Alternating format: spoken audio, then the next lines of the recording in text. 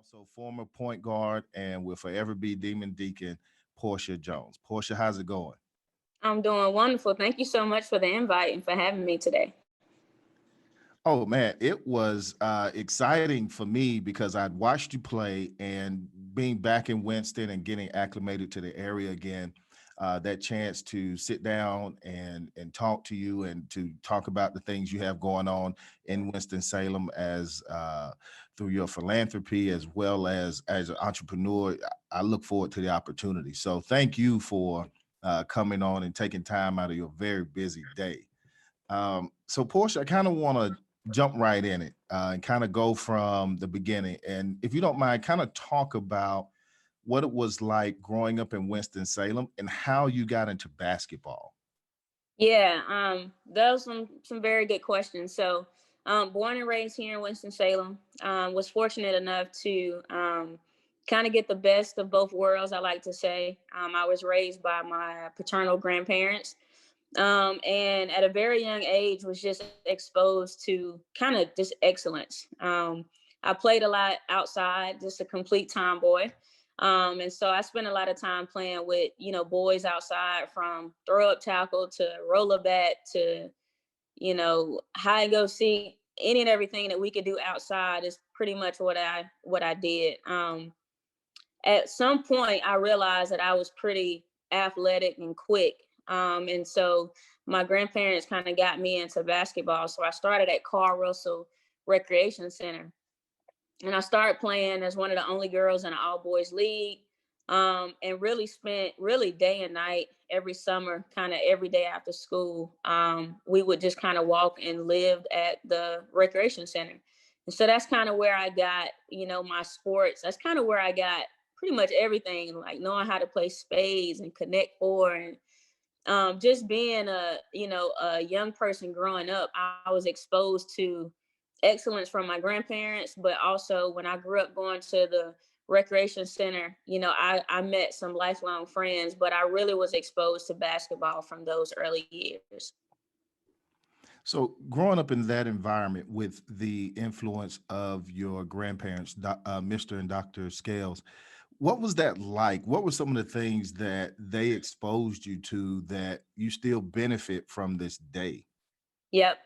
So I think one of the most important things, both my grandparents were very much active. So my grandfather was a 33rd degree Mason. So I grew up going to the Masonic Temple. There were, certain areas I couldn't step foot into, but I understood the importance of Black excellence, family. My grandmother was a Delta. My grandmother was National Council of Negro Women, National Women of Achievement. Everything that you can think of, my grandparents at some point were a part of those different groups. And so, when most people say they grew up going to like birthday parties and sleepovers and stuff, I grew up going to like board meetings and like banquets and, things that most kids wouldn't have fun going to, but that's just the things that I was fortunate to be with so many great people, and it kind of taught me just how important it is to be excellent, to be grounded, to really do things that create some type of positive impact. And so those years of being around my grandparents, whether it was going to the Delta meetings or a convention or the Masonic Temple or even church, those were the things that I had to do. And so I think it created a nice platform for me now as a grown woman to understand how I should create avenues to give kids those same opportunities, because we are either getting the exposure to certain things or we're being exposed. And I think so many times, so many kids don't get the exposure. Instead, they are later exposed to things that aren't as positive. So definitely got to credit a lot to my upbringing to my grandparents.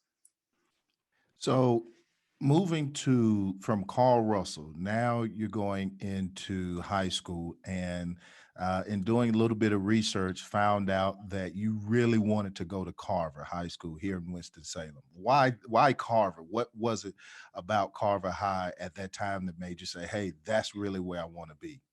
Yeah. So I think if everybody's honest, I think everybody wanted to go to Carver at some point in time. And so growing up in the area, I grew up off of Carver School Road in Northwood Estates. And so every day coming home from meetings or elementary school or wherever I was coming from, we passed Carver High School. At that time when I was growing up, like the band was huge. They would have their like band practices marching up and down the sidewalk. The football games were jam packed. And it was more of a culture there that if you were a part of East Winston of any sort, no matter economic status, education, if you're on that side of town, you went to Carver's games. And so I always loved that. My grandmother was the student vice chancellor, assistant vice chancellor of student affairs towards her later years. And so I was at state all the time. So I was around that Black college feel. So Carver kind of gave me that same feel. And I begged my grandmother to let me go to Carver. She was not a fan of that. I think I was supposed to go to like Reynolds or whatever, because she was very big into education and all of that. And not to say Carver does not have, anything strong as far as education. It was just my grandmother didn't want me to be distracted. She just wanted me to focus on, clubs and education. And so when I finally kind of convinced her, like, I won't get in any trouble. I'll never get suspended. I'll make AB Honor Roll, always, do everything I'm supposed to do. I went my freshman year with the likes of Coach Poe. Coach Alfred Poe is one of the most important people in my life. And he had to do some strong convincing. And so we finally got everything done. And it actually, it wasn't anything like we broke any rules, because obviously Carver was in my district. And so that was one of the biggest blessings, is going to Carver and being a part of that culture, and being able to continue Carver's rich legacy. So definitely thankful for my grandparents letting me go to Carver. Now, knowing how you feel about Carver and the tradition and the culture, what was it like to represent not just the high school, but your community and play for a state championship and to win and bring one back to Carver? What was that like? It was huge. I would say going into my freshman year of high school, Carver didn't have such a strong basketball presence as far as the girl side. So I kind of knew it was going to be a huge challenge. We actually went defeated my freshman year. I don't think we won a single game, which is very challenging. I think, I had some good stats. I think I was averaging like 20 something, 25 points a game and all that good stuff. But we were getting our butts kicked. Just being honest. And to go from being defeated that one year to um, kind of leading that charge and getting us to a point that we can compete for a state championship was major. I often joke about it. Most times when people came to the Carver basketball games, the girls' games were more crowded than the boys' games. So we, in that one year, we kind of turned that program from being like a pushover program where teams came in knowing that they were going to get a victory, to now you really had to compete and you really had to work hard to really, really beat us. And then my sophomore year, we went to the state championship and lost. And then my junior year, we went 30-0 and won the entire thing. And it was just so much pride. I think about the teachers who were there that were keeping us in check. They didn't let us, cut any corners or get any passes by. That was the one thing that I know when I was a student at Carver High School, the teachers cared so much about us because they knew how much talent we had and how much we needed just to be pushed to kind of reach those goals. So it's something that I will always cherish, those years at Carver, and just being able to turn that program around, because after I left, they actually won maybe 3 or 4 more. So it was something that was great that happened in those early years. So you come off of, you know, turning the program around at Carver. When did you start getting recruited, and when was that moment you knew, okay, I could play at the next level? Yeah, so I often joke about this being 5'2", 120 pounds. Like I'm still tiny, but I was like real tiny when I was in high school. And back then I played some travel basketball, but it's not as prevalent as it is now. Like back when I was playing, a lot of times the college coaches came to the actual high schools. So it's the complete opposite now. Most times if you're not playing on a circuit, there's a difficult, there's some challenges to actually getting the college coaches to come see you. And so maybe my 9th, 10th grade year, I started to understand that, I was pretty talented. Things came to me a little bit easier and I wasn't working as hard. Now that I look back on it, I didn't work as hard as I probably should have to maybe get faster and stronger, to be able to take care of my body. And so I went through a lot of different injuries because I was just playing through talent. I just wanted to play hard, work hard, run hard, and it tore my body down. I didn't stretch, which I don't stretch now, which is a horrible thing. But these are things that I learned through the process. And it became certain conversations with Coach Poe, and Coach Carter was the head coach at that point, where they started talking to me about college. And I knew I was going to go to college, because I was raised by my grandparents who instilled that into me at a very young age. But I didn't understand going to college and somebody paying for me to go to college and I can come out debt free and I can have all of these opportunities. So it was about my sophomore year, that summer going into my sophomore year, I started getting interest from Wake Forest and UNC Charlotte, Clemson. There were some different schools that were showing interest, some smaller schools and some larger.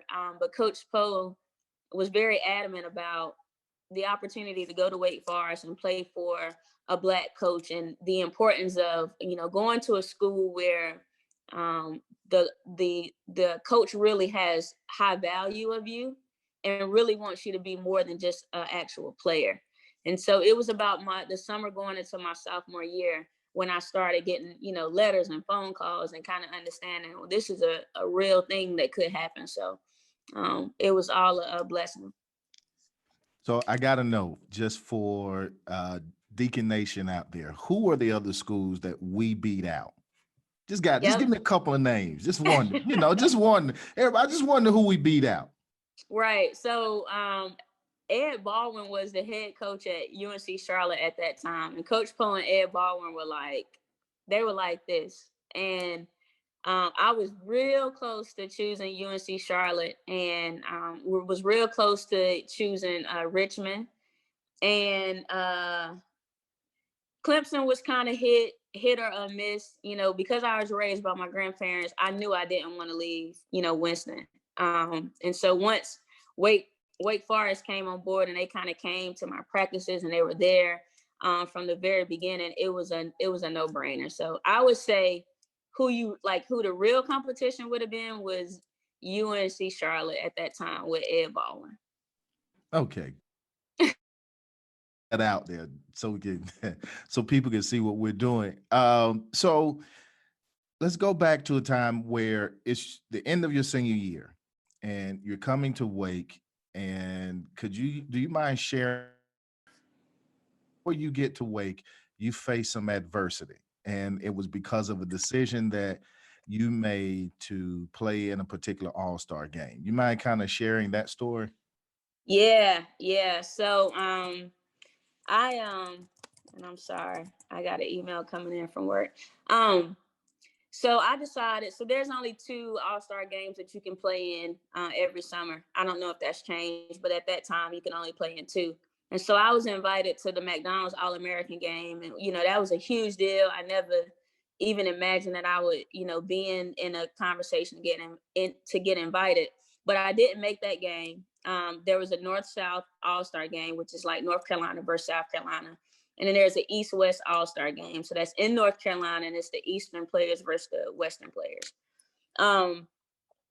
And Coach Poe was really adamant about me picking one All-Star game to play in so that I would be ready to go into summer school at Wake, which most of you may know, you either come to the first session or the second session. And I decided to do what I wanted to do, which I probably shouldn't have at that time, but I played in both All-Star games. And I ended up hurting my knee before I had to report to summer school at Wake Forest. So at the East-West All-Star game, was playing the game, and I kind of felt my knee do a little something funny. And it's kind of funny story. Instead of me just sitting out and just saying, I'm about to go to college, I can just sit out and relax and chill. Of course, I'm trying to compete and really win. And so I had my knee taped up. How I had it taped up, I have no idea. But the end result was I had torn my PCL and MCL in that game and didn't know it. And maybe like a week or two later, I had to report back to Wake Forest for summer school when we did a physical. And that's how I realized I had messed up my knee. So it was challenging, to say the least. I had a good experience. I met and played with so many different girls, and there's not a lot of people that can say that they played in the East, West, and North South All-Star game. But I may have thought and did things a little bit differently. So because I would have probably played my freshman year. Instead, I had to take a medical red shirt because of surgery. So yeah, so that was a bit challenging for sure. How did you manage to overcome that? Because there are a lot of people in that situation that just aren't able to rebound and then refocus and, sort of complete the mission the way that you did. You completed the mission. What was it that helped get you through that adverse time? Yeah, no, that's a great question. I think from an emotional standpoint, I think I'm kind of like a stoic person. So I don't really show a lot of emotions all the time. That doesn't mean that I don't have them. I've just learned how to navigate to get things done. And I think most of that kind of was birthed from the things I may have dealt with when I was growing up. I was fortunate enough to have my mother in my life, although I wasn't raised by my mom. I saw her every Wednesday, every other weekend, and every other holiday until I was about 13 or 14. And I think the different challenges that I went through at a very early age kind of helped me navigate and how to deal with pressure, adversity, challenges. It's just one of those things that all we can do is play the cards that we are dealt. And I'm not someone that's going to sit around and have a pity party about something that didn't go right. I was doing something that I loved, which was playing basketball. Um, and I can't help what happened in that game. So my thought process when I got to Wake, honestly, was to understand how to make the dean's list. How to get used to going from Carver High School to a Wake Forest, and understanding how to balance this new life and different challenges that I would have with just time management. And so it ended up being one of the biggest blessings is I was able to get comfortable on campus. I spent a lot of time with my athletic trainer, which was Ronnie, and got healthy. I spent a lot of time in study hall, all while not having to deal with the pressures of playing and practicing. And so I took something that could have been looked at in a negative and just made it a positive. And I think that's all about your mindset. As a man thinketh, so is he. And that's one of the things that I was taught at a very young age. And unfortunately, we just don't have space to make a lot of excuses. And so that's how I navigated through that process. That's great, man. I love that attitude. And I just hope that, with you sharing that, a lot of people can take that positive thought process to help them deal with adverse situations that they may face. And so, Mhm. as you're at Wake, I just wonder, playing in the ACC, who was the toughest player that you faced? Who was the one player? And look, I know everybody says, you put the same into it every game. I get it. I've been there. But come on, player to player. Who was the one that when you saw them on the schedule, you just lit up and was ready to go in? So I'm gonna be honest. During that time when I was playing, we had three teams out of the ACC that finished in the Final Four. that I think that may have been my sophomore or junior season. And that was Duke, Carolina, and Maryland. And I want to say that year, Maryland may have won the entire thing. But at that time, I would say Elena Beard from Duke was like the biggest guard that I have ever seen that could do the most amazing things on the court. There was absolutely nothing I could do with Elena Beard. I just knew when we played Duke, we had to put up a lot of threes and we had to make a lot of threes to stay in that game. The other one would be Irie Latta. She was at Carolina. And we played some doing like travel basketball circuit stuff. But when we played against Carolina, maybe my sophomore year, we played them at Wake. It was an intense battle. She was one of those players that was small like me. She had a lot of like fiery, she had a lot of high energy. And I always loved playing versus her because it helped me to kind of bring my A game. And most people, I was smaller and I was kind of faster. I could go, from north to south, left to right. With Ivory, she kind of matched my speed. So those two players, I would say, I definitely enjoyed those types of games. Duke was always tough. They were like 6'2", 6'4", 6'6", 6'6", 6'6" across the board. But those two players were definitely two players that I definitely like playing against. So what would you say is that moment as a student athlete? What is the brightest moment that you remember, whether it was on the court, off the court? What would you say would be your most memorable moment from being at Wake? Man, I would say my most memorable moment would be probably graduating. I mean, there's so many moments, my older cousin Josh Howard went to Wake, and so I had never heard of rolling a quad. I didn't know what that meant. But when I was on campus and the football team was winning every bowl game every year, I was there when Chris Paul was there and Justin Gray. The men's basketball team was, I think, at one point ranked in the top 10 or maybe the top team in a country. So as far as sports, there's not one thing that kind of sticks out. I mean, because there was so many good memories, rolling the quad and running on the court and going to the football games and all those great things. But I think graduating was something major that I would never, ever forget because I went through so many different challenges, whether it was my injuries, just family stuff, just the day in life of being a student athlete at Wake Forest is not easy. It is not a simple task. And I think just being proud of just making it through and all those hours of study hall and tutoring and just getting everything done that needed to be done as a student first. That day when we all graduated, it was something that I would never, ever forget. Now, you brought up your cousin Josh, Mm-hmm.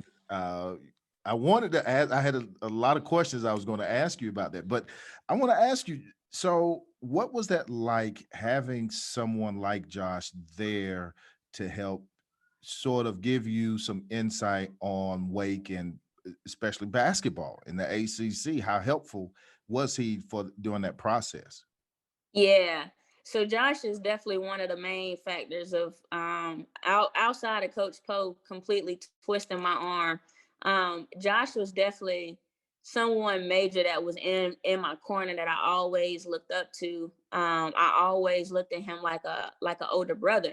So I wanted to follow in Josh's footsteps.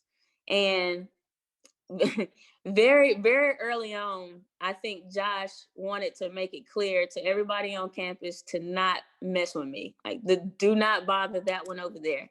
And it was something positive. It was something great.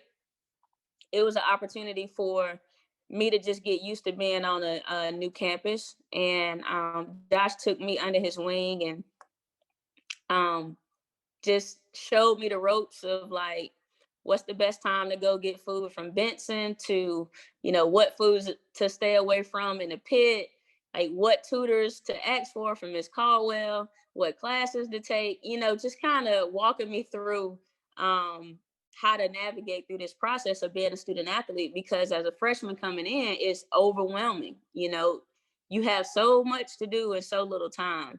And so we spent time in a gym together, in a study hall together. I mean, it was a great time for me to have someone like Josh in my corner on campus, because it helped me navigate and just find comfort with being in a new place. Now, so you graduate, you leave Wake, and you spent was it couple of years coaching, and you had great success. Did you not want to continue that and go into coaching? What was it? Yeah, so when I came out of college, I started Bond, and so Bond is my nonprofit. It stands for Building on New Development, and it was an opportunity for me to give back to kids the same things that coaches put into me. I wanted to give that same energy back out, and I first thought I wanted to do it just at the high school level. And quickly I realized that everything didn't add up the way I wanted it to add up coaching high school basketball. I coached a couple years at Carver. I think we went maybe second, third round of the playoffs. Like we were conference champs, maybe 2 years in a row. Had some kids go to college. I had some great coaching years. I coached at Glenn as an assistant. Then I went to prep, where we won two state championships there. It's just, when I started Bond, I totally and fully was invested into that process, because I knew that I had the opportunity to change lives. There's not too many people who can say that they're graduating college debt free with opportunities, right? And so I wanted to be able to give these young girls the same things that was given to me, plus more. Um, there was so much that I learned from that process, right? That I wanted to make sure that these kids understood. It sounds good if you want to go to a D1 college, but the higher you go at that level, the less time you have to be like a regular human being.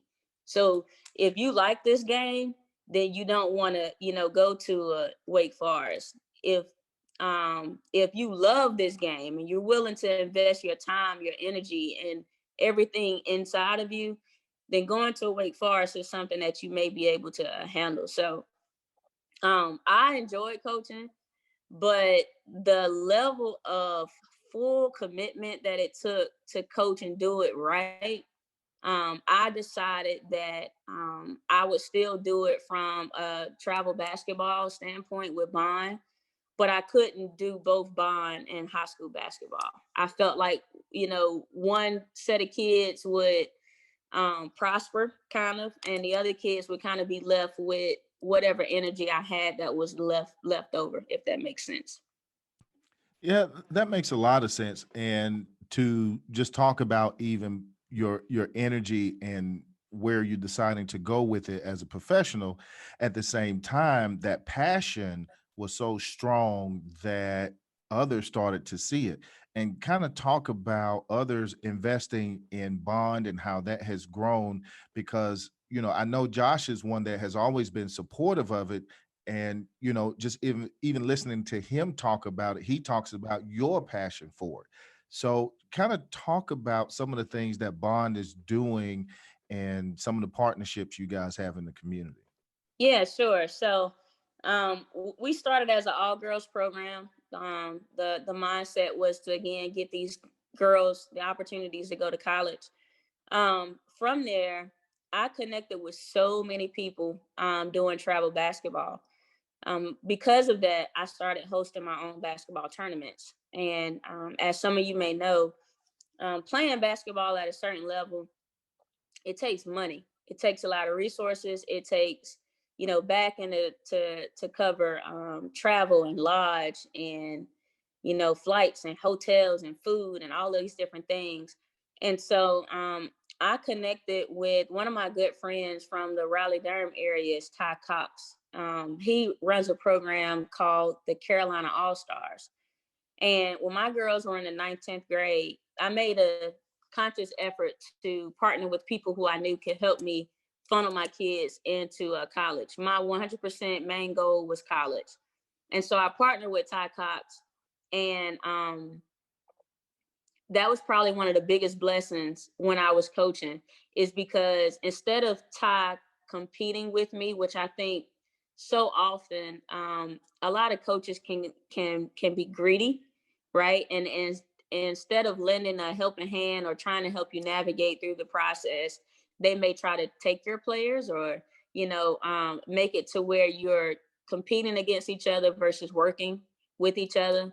Ty became one of my closest friends as far as basketball, and he's connected me with so many people from just kind of building with Ty. And I started hosting tournaments, and it was a way to kind of cover a lot of the costs for our travel, because I dealt with a lot of, kids that had parents that probably couldn't pay large money to travel to all these different places. And so I've never met a person that I looked at as an enemy or as a competitor when it came to youth sports. I'm 100% of how can we lock arms and figure out how to create the best opportunities for these kids, because they're looking to us as adults for opportunity.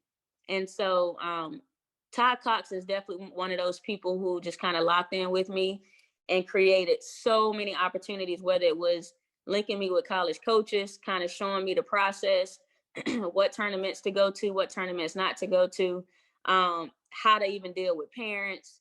I mean, it's so many different avenues that come into play when you talk about coaching. And Josh was one of the main people that kind of started from when I first came to him and told him, I want to do an AAU program. I don't know what to charge. I don't know what I'm doing. I don't know where we're going to practice. Like, just help me. And Josh did that. Like, we figured this thing out together. He gave me kind of full, like, if this is something that you really want to do, make sure you do it right, and I'm going to always back you. And that's just kind of how we've been able to grow over these last couple of years. And so far, we've had 22 kids from our program on the girl side to go to college. And so that's been a huge blessing. And now I'm in a process of kind of doing that same process on the boy side. Now, recently you have did you and Josh partnered on was it a gym or room wellness area at the community center? Yeah. Yeah. So recently, I want to say we started having these conversations in March, like right before COVID. And we wanted to, see what it would look like if we had our own personal center.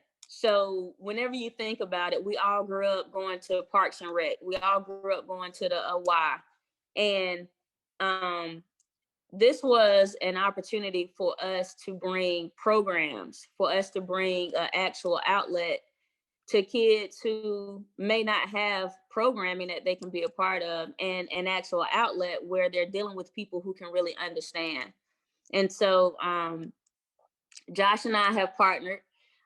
We have the Bond Center of Excellence. And on January 2nd of 2021 at 4:30 p.m., which is a Saturday, the courts will be dedicated to my grandparents. So I'm going to have some more flyers and some different things that come out about that. But this is something that Josh and I have been talking about for a long time. We've been wanting to do some positive things, not just because we played basketball, but we understand that basketball is the platform that will bring people to us. And so mostly all the kids that we know play some type of sport. So we wanted to bring something to them where they could be safe, where they could be mentored, where we can help them understand how to navigate just through goal setting and figuring out what it is that they really want to be able to do out of life. So definitely happy about the processes that we put into place. hoping, due to COVID, a lot of things that we plan, like we want to do after school programs, we want to do summer programs. And so we've only just kind of been doing the gym part and the part where we do, basic fitnesses and practices and all that kind of stuff. But the greater goal is we want to partner with agencies here in Winston-Salem that have a like mind, that want to completely change outcomes of our youth. And so it is a broad thought process, but I think one of the major things here in Winston-Salem is that a lot of the nonprofits and a lot of the groups and even the churches, we don't work with each other enough, right? We're kind of focused on working in our own little bubbles so much, and there's kids that kind of slide through that we actually miss because we're too busy working in our own bubbles. And so we want this to be an opportunity where we want to lock arms with as many people as we can because we want to change lives. That's wonderful what you guys are doing in the community, and that you're willing to continue to lend yourself to help other people and to share that information and knowledge. And so I want to talk to you about the entrepreneur in you and some of the things that you're doing as a business owner. Talk about some of the things that you're doing as an entrepreneur here in Winston-Salem. Yeah. So first and foremost, as I mentioned, when I started Bond, that was on the nonprofit sector, and about 5 or 6 years ago, created Bond as an LLC. And so we host basketball tournaments. We do about 36 events per year from October through June in the state of North Carolina. And it's just to give youth the opportunity to play in a safe environment. We have all different levels of competition. And it's just something that I have really grown to actually love, dealing with so many different coaches over the years, understanding what makes a good quality tournament, right? And being able to I often joke about it, but I like to think that I'm trying to operate like my own personal Chick-fil-A, right? So big on customer service and quality and making sure that I'm giving off an actually good product. So Bond Events is the for-profit side of Bond, where we host tournaments. And then I actually got into dump trucking probably about 4 years ago. So I invested into a company called JMac Hauling. And my business partner is actually one of the old high school coaches from Carver High School. And we would talk often. This was when I was coaching at Carver. I would talk to James, who's my partner, and he would come to school in a parking lot in a dump truck, from driving all night and then coming into school to teach that next morning. And so I was very curious, like, what's this dump truck world about? Are there women in it? Are there African American women in it? Is it an opportunity where we can kind of grow once I learn more about this industry? And we talked, we met, we did a lot of research. And I've been into this company for about 3.5 years now. And so I have thoroughly loved every bit of it. There's not many women in this industry and not a lot of Black women. So there has been a learning curve, but I take it as any challenge that I've ever had, just like playing basketball, right? It's something that I have to learn. It's something that, I think is going to provide more opportunities. One of the things that I like to focus on, a lot of people who come from prison system or whatever the case may be that may struggle to find work, trades are something that's important that are not really talked about. And truck driving is something that is key. It is something that is needed.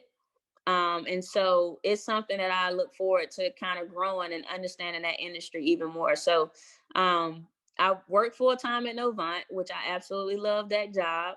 I often joke about it, but I get paid to do what I would do for free. And that's the biggest blessing. And then I do the Bond events and JMac Holland. So pretty active and pretty busy. Yeah, I can see why you have such a busy schedule. Uh, what do you think your grandmother would say to you right now? Yeah. Looking at everything you've accomplished, everything that you've overcome, such a positive outlook on life. You are feeding back into community and paying things forward, both on the profit side and the nonprofit side. What would Dr. Scale say to you right now? Well, I would say, um, sorry about that, Kevin. I had a call coming in. I would say that she would probably first critique me, right? She would probably tell me the things I can do better, which that's something that I truly miss, because oftentimes when we have great purpose, the load is kind of heavy. And oftentimes, you have people who just kind of praise you. They're just happy about all the amazing things, but we don't often get that good gut check, to make sure that we're dotting every I and crossing every T. And that was one thing that I knew. No matter how great I did, my grandmother had some kind of critique, like I didn't run hard enough, or I missed the free throw, or I didn't make enough eye contact when I was speaking. Something. So I think she would give me some feedback first, and secondly, she would probably tell me, "Job well done." I'm pretty sure she's extremely proud of me. I have some huge shoes to fill, not only with her but with my papa, because they did so much work, and they did the work, um, it kind of without effort. Most of this work that they did was on a volunteer basis. These are clubs and groups that were formed at a time where Black people needed it. And so it's a different focus. Um, and although we're at a different time, I still think there's a huge need, there's a huge gap. And so I think she would be definitely proud of the things that I have been able to do.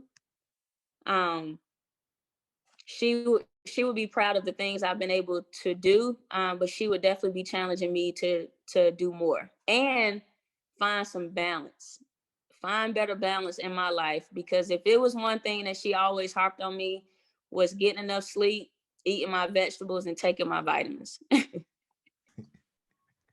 That's great. So, uh, before you go, I just want to ask you this. What are some things that you take with you every day that you picked up while you were at Wake Forest? What are some of those things that you just carry with you in business and your work in philanthropy? What are those things that you take with you? Absolutely. I would say the first impression is the last impression. I learned that very, very early on, because you never know who's on campus. You never know who's watching. You never know who could be, in your class freshman year, who could be owning some kind of major company. um, I think understanding how to navigate through a room and creating a very good first impression has been something major. And just kind of knowing, I think as a student athlete at Wake Forest, you always want to uphold yourself at the highest standard. And I think that's something that I've taken with me throughout every facet of my life. Is I want to have good first impressions, but I want to make sure that I am upholding a high standard, because I am Porsche Jones, but someone will say that's Porsche Jones that went to Wake Forest. And so that means a lot to me. I think a lot of the teachers that I dealt with, Jane Caldwell, who is still at Wake Forest, was over our tutoring and our classes and all of that stuff. We spent a lot of time in like small groups and classes and different things, kind of talking through just how to have a good, you know, just well, honestly, just to be a good person. You know, if you do right by others, others will do right by you. And that's something that I learned at Wake Forest. And I thank them so much for every lesson, but most importantly, that one. Portia, again, great. It's been great spending time with you. Thank you for taking the time out of your day to sit down with Deacon Nation and talk about your life and catch us up on the great things you got going on. Again, with all that you have going on, you're a busy person, but you seem to always find that time for to be there for the people that need you the most. And again, we appreciate you. We got to have you come back to. Let's see, my camera stopped now. Yeah, but I can still hear Okay, you. There you go. okay, yeah. So again, thank you for being on. It means a lot, and we got to get you back to campus when things open up and get better. We got to have you back so you can continue to inspire the student athletes that we have coming in. And again, thank you for coming to Deac2Deac and talking to Deacon Nation. And we got to make sure we be on the lookout. And how can we as Deacon Nation support Bond and what you have going on there? Yeah, so there's tons of opportunities. I have 6 teams under my program. And so we're always trying to make sure that we're creating opportunities for children who come from areas who may not have the means to travel and go through different tournaments and stuff. And so I can easily be reached via email at Porsche Jones, PORSCHEJONES, the number 0, the number 1 at gmail.com. We also have a website at www.bondskills.com. That's BONDSKILLS.com. And so any opportunities, honestly, I've been kind of fortunate and blessed to figure out a way to make a way out of no way. But if there's any opportunities that anyone wants to kind of join and kind of lock arms with us, I am definitely open and excited to, kind of work with Deacon Nation. And so you can reach me by that email or through our website. Portia, again, thank you so much for spending time with us. And again, can't wait to see you around campus a little bit more.